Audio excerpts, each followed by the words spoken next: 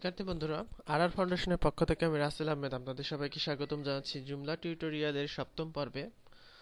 আমরা গত পর্বে দেখেছি কম্পোনেন্টস মেনুর কাজ এবং বিভিন্ন কম্পোনেন্টস নিয়ে নাড়াচাড়া করেছি। আজকে আমরা দেখব যে এক্সটেনশন মেনুর কাজ। এটি হচ্ছে জুমলার সবচাইতে ইম্পর্টেন্ট মেনু।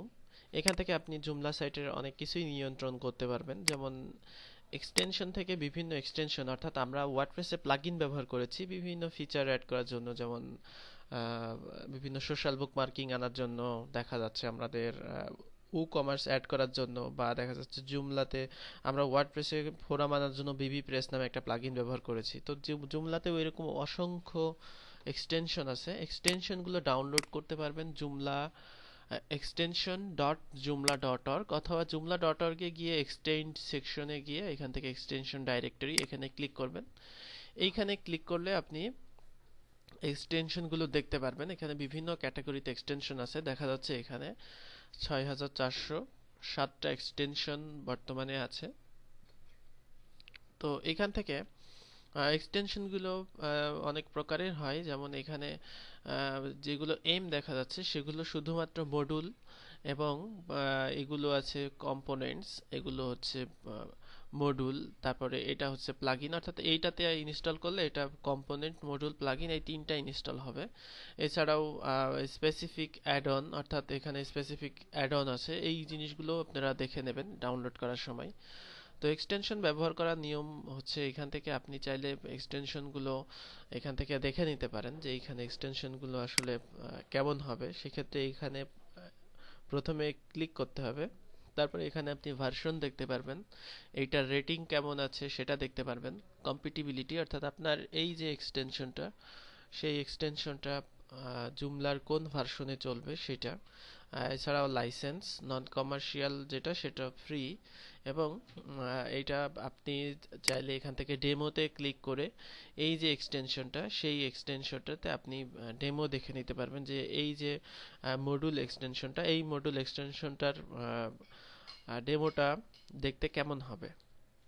এছাড়াও আপনি ডাউনলোড করতে চাইলে এখানে ক্লিক করবেন, সেক্ষেত্রে ডেভেলপারের ওয়েবসাইট থেকে এইটা এক্সটেনশনটা আপনি ডাউনলোড করতে পারবেন ইনস্টল করার জন্য। তাছাড়া এখানে সাপোর্ট এবং ডকুমেন্টেশনে ক্লিক করলে আপনি এখান থেকে এই যে এক্সটেনশনের ডকুমেন্টেশন সেগুলো আপনি দেখতে পারবেন।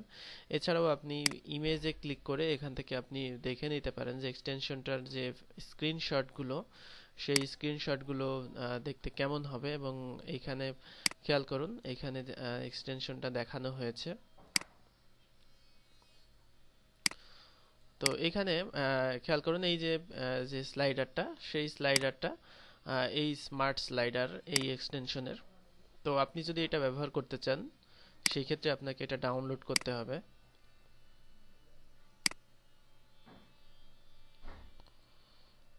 তো আমরা এটা ডাউনলোড করছি। ডাউনলোড করলে এখানে একটা জিপ ফাইল ডাউনলোড হবে।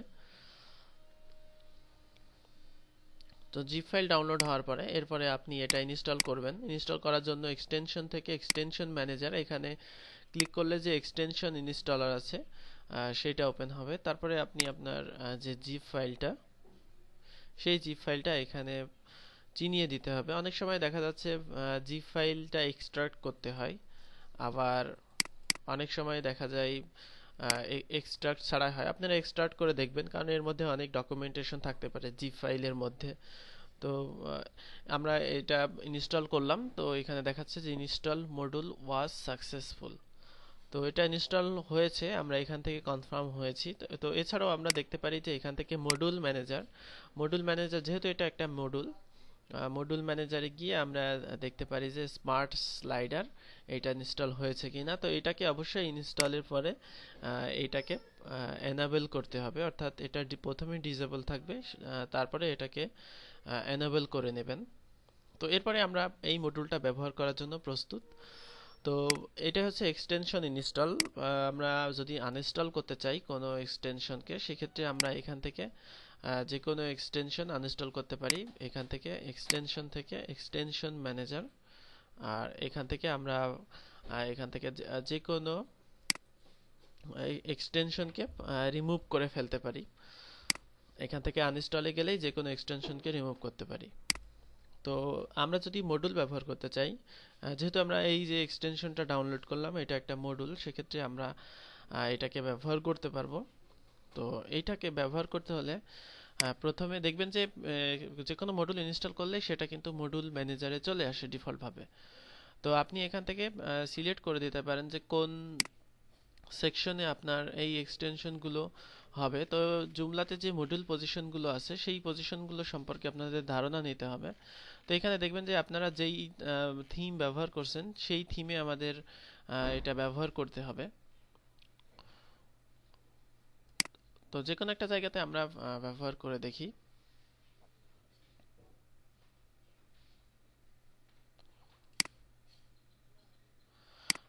তো এই এক্সটেনশনের কোন স্লাইডার ব্যবহার করবেন সেটা আপনি এখান থেকে চিনিয়ে দেবেন। তারপরে স্লাইডার্স থেকে এখান থেকে নতুন করে স্লাইডার যুক্ত করতে হবে।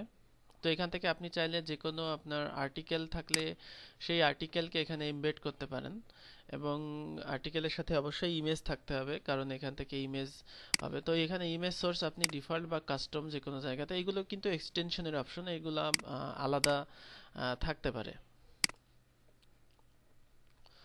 তো এরপরে আপনি এইটাকে সেভ করে নেবেন, এবং আপনি আপনার এইখানকার যদি এখানে আপনি মডিউল যদি এখানে হোম পেজে দিতে চান সেক্ষেত্রে আপনি ওইখানে সিলেক্ট করে এটা আপনি হোম পেজে দিতে পারবেন। তো আমরা এখান থেকে আমাদের যে টেমপ্লেট সেই টেমপ্লেটটা আমরা আমাদের পজিশনে দিয়ে দিতে পারবো। তো এইভাবে মডিউল ব্যবহার করতে হয়।